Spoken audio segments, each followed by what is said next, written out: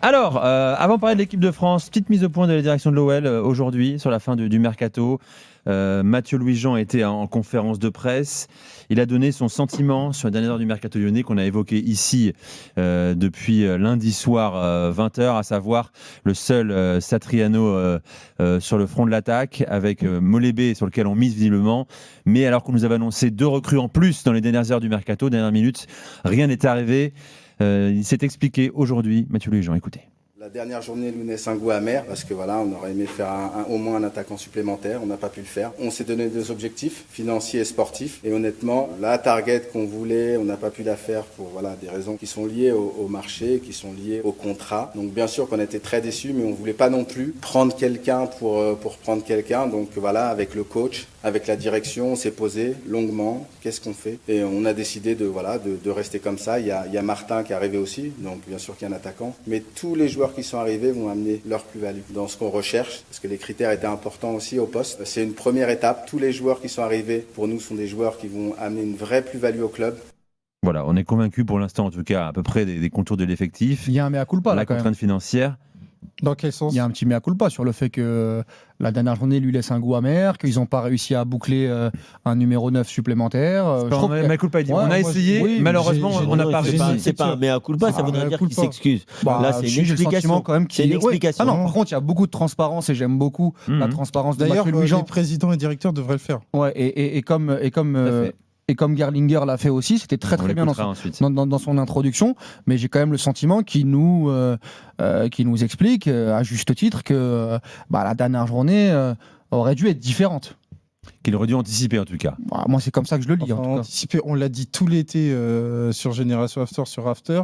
Le marché des neufs était très compliqué. C'était un marché qui était sinistré, où il y avait très peu de joueurs disponibles. Et le fait est que Lyon, avec sa surface financière qui était limitée, a subi le marché. Pas plus, pas moins. Moi, je pense que c'est plus facile de se faire prêter un numéro 9 que d'acheter un numéro 9. Se faire prêter, mais tu le fais comment? Tu le fais comment? En anticipant. Mais je ne vais pas refaire ce que j'ai dit sur les 3 dernières émissions. Mais tu as fait Satriano. Oui, mais Satriano n'était pas suffisant. Parce que Satriano déjà devait venir avec Mikotadze. Écoutons, t'en parlais à l'instant, Michael Gerlinger, directeur général de l'OL, qui était là aussi. Il a expliqué que Lyon n'excluait pas de recruter également cette saison. Écoutez. Pour moi, on verra en janvier, pas seulement pour les ventes, mais aussi pour les acquisitions. On a laissé un petit peu de budget libre comme ça dans l'encadrement de la DNCG pour avoir la possibilité de réagir en janvier. Il y a toujours des risques aussi financiers. Il y a des partenaires qui font faillite, qui ne payent pas. Il y a des autres clubs qui font faillite, qui ne payent pas. On ne va pas prendre les mêmes risques que l'année dernière. C'est plus jamais. Avec nous, ça ne se passe pas. Parce que là, ce qu'on a vécu pour un an, mais non, c'était trop difficile à gérer avec l'UEFA, avec la DNCG. On veut aller au rendez-vous de la DNCG avec la certitude qu'on va survivre. Moi, je suis supporter de l'OL ce soir. Je suis très heureux d'entendre ça. Ouais, je suis rassuré. Parce que là, tu dis club bien géré, bien pensé. Il y a peut-être se rater effectivement une dernière minute du mercato, mais maintenant on a dit les risques c'est terminé et on doit. Ouais, ça c'est très bien. Si on fait 7e de Ligue 1, c'est pas dramatique. On est déjà miraculé d'être là. Oui, il nous rappelle le fait que le principal c'était l'aspect santé financière. C'est top quand il y a des gens comme ça qui semblent avoir la tête. Attention, c'est un boss lui. Il est passé par le Bayern et tout. Il est resté plus d'une dizaine d'années au Bayern. C'est un peu la tête pensante du Bayern sur la dernière saison. On voit que c'est quelqu'un de compétent, de très clair, de très précis. Par contre, on peut quand même... en tout cas, moi, je l'entendais parler et je le sais bien sûr, mais ça te saute au visage quand même la réalité du football français aujourd'hui, quoi. Le mec te dit on est l'Olympique Lyonnais et là en fait c'est ce que je dis depuis 3 semaines, on n'est plus un club de foot, on est une entreprise d'experts comptables qui est là pour respecter. Oui, mais à ceci près que Lyon c'est encore un cas particulier avec Textor, avec un jeune Textor qui a acheté un club qu'il ne pouvait pas acheter en réalité. Donc c'est un facteur aggravant. C'est pas uniquement la perte des droits télé. Quand tu mets à ça le destin des Girondins de Bordeaux, le destin d'Ajaccio, pareil, Gérard Lopez, c'est un cas à part. Oui, peu importe, il y a quand même beaucoup de cas à part. Là, c'est un problème de régulation en tout cas, de surveillance des acheteurs de clubs. Le football français est quand même là dans un marasme où quand t'entends. Mais il a raison, Nico, c'est à dissocier. Ah non, pour moi c'est la même chose. Avec deux personnes qui ont fait n'importe quoi et. Mais qui leur a permis de venir? Ah bah c'est un autre débat. C'est un autre débat. C'est ce que je te dis. Toi tu parles des droits TV et de la crise financière que je ne parle pas des droits TV, je parle de la situation globale du football français. Lyon, c'est encore particulier, effectivement. David Guzman te dirait ici, effectivement, il faut plus être précis, pointilleux sur les repreneurs de clubs en difficulté. Ok, mais on est d'accord que ce n'était même pas le repreneur qui était le favori de celui qui a vendu, ou en tout cas de ceux qui ont vendu. C'est-à-dire que c'est une banque qui a décidé qui allait reprendre sur des faits ou basés sur des choses qui se sont avérées complètement erronées, ou en tout cas complètement négatif finalement pour le club. Donc je te dis, aujourd'hui, on est quand même... tu te rends compte, tu es supporter lyonnais, et c'est normal, mais tu dois te réjouir qu'un dirigeant tienne ce discours. Tu aurais montré ce discours. Hein. Il y a 3 ans, un supporter lyonnais, il t'aurait dit, ça c'est ce que va dire ton dirigeant à l'été 2025. Il t'aurait dit, non mais là on est dans un truc qui va jamais arriver. Quoi. Il précise également, je donne la parole à Elton aussi, il a réussi un truc assez phénoménal à Lyon. Il a réduit la masse salariale de 50%, de 170 à 80 millions d'euros. C'est déjà une énorme prouesse également. Et aujourd'hui, en plus, il y a un très bon début de saison. Sur un tout début de saison, on va voir. Mais pour moi, il y a 2 informations qui sont très importantes. Tu l'as évoqué en premier.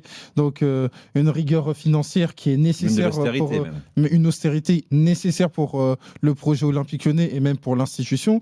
Et il y a aussi une forme de carotte pour le groupe, pour Fonseca, à savoir, les gars, travailler sur le terrain, on se laisse la possibilité de faire quelque chose. Et donc pour moi, ça doit servir de stimulant pour la saison sportive de l'Olympique Lyonnais, parce que encore une fois, entre ce que tu as fait la pré-saison, le début de saison, tu dois pas, entre guillemets, faire profil bas, encore plus après la victoire contre l'Olympique de Marseille, et sur le mois d'hiver, enfin sur le mois de janvier, sur le mois même fin janvier, et tu auras la possibilité de te renforcer sportivement. Bon, il y a un petit matelas. Il n'a pas dit qu'il y avait 30 millions d'euros au mois de janvier. Je te dis pas ça. Mais déjà, ils ont un matelas pour faire quelques ajustements. Il n'a pas fermé la porte aussi à un moment donné, un potentiel renfort c'est ça, à un moment donné, on va se coucher Exactement. Et moi, ce qui est ultra positif surtout, c'est que tu as vraiment l'impression que la compétence est revenue du côté de l'Olympique Lyonnais, avec Michel Kang, avec Gerlinger, avec Mathieu Louis-Jean. C'est le début d'une nouvelle histoire, en fait. Même si moi, j'ai critiqué sur le dernier jour, passons au-delà de...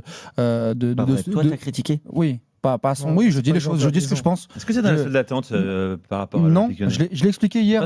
Moi, je suis dans une saison bonus pour l'Olympique Lyonnais, avec encore une fois la volonté déjà d'assainir les comptes financiers. Saison bonus, j'ai le droit de donner mon avis quand même. Du coup, là, tu n'es pas dans la salle d'attente, tu es juste chez le comptable. Exactement. Moi, je suis du côté de l'Olympique Lyonnais, je suis dans la saison bonus, c'est-à-dire que. Ça veut dire quoi ? Ça veut dire que c'est une saison bonus, c'est-à-dire que si l'Olympique Lyonnais peut aller le plus haut possible en Ligue 1, c'est très très bien. C'est très très bien avec la compétence de Fonseca notamment, mais par rapport à leur effectif, par rapport à leur manque notamment devant, offensivement et même à la densité d'effectifs par rapport à d'autres équipes, pour moi, je n'ai pas la même exigence que sur d'autres clubs. Tu peux pas laisser passer ça. Je sais pas. On a déjà fait le débat hier, Elton. Non, parce que 8 matchs sur 10... t'es en retard en fait. Je suis en retard, je suis en avance. Les émissions d'hier ou d'avant-hier. Non, mais 8 matchs sur 10, ils seront en possibilité de gagner des matchs. Non, pas 8 matchs sur 10, pas dans mon esprit. On va lister les matchs et tout. Pas dans mon esprit. Pas dans une saison où tu as une Europa League, où tu vas devoir jouer 2 matchs par semaine, où tu es... Quel drame, jouer 2 matchs par semaine. Elton, on l'a dit hier, tu as une profondeur de banc quand même qui est un peu flippante. 2 matchs par semaine où tu as des joueurs que tu ne connaissais même pas il y a 2 semaines, Elton Mokolo. Tu n'as pas de profondeur de banc, tu n'es pas sujet à une potentielle blessure d'un joueur très important comme Tolisso, comme Malik Fofana, comme Niakate. Je te dis qu'aujourd'hui, par rapport à ce que j'ai en magasin sur d'autres équipes de Ligue 1, notamment l'Olympique de Marseille, notamment Monaco, notamment Lille, même Rennes, même Strasbourg, en termes de solutions pour le coach, je te dis que l'Olympique Lyonnais, je te dis pas que l'Olympique Lyonnais ne va pas le faire. Moi, je l'ai dit hier, si Fonseca fait un podium, c'est un exploit. C'est un exploit. C'est mon avis. Si tu n'es pas d'accord, c'est pas grave. Tu pourras développer le tien. Si pour toi, tu les attends top 3 ou top 4, c'est ton livre et c'est ton football. C'est envisageable. Non, mais c'est pas insultant de j'ai dire pas dit ça. que c'était pas envisageable. Bah oui. J'ai dit que moi, dans mon esprit, la priorité pour l'Olympique Lyonnais, c'est de faire progresser les joueurs. C'est d'aujourd'hui retrouver une sérénité club, de travailler dans la sérénité. Et derrière, c'est pour moi une saison de transition.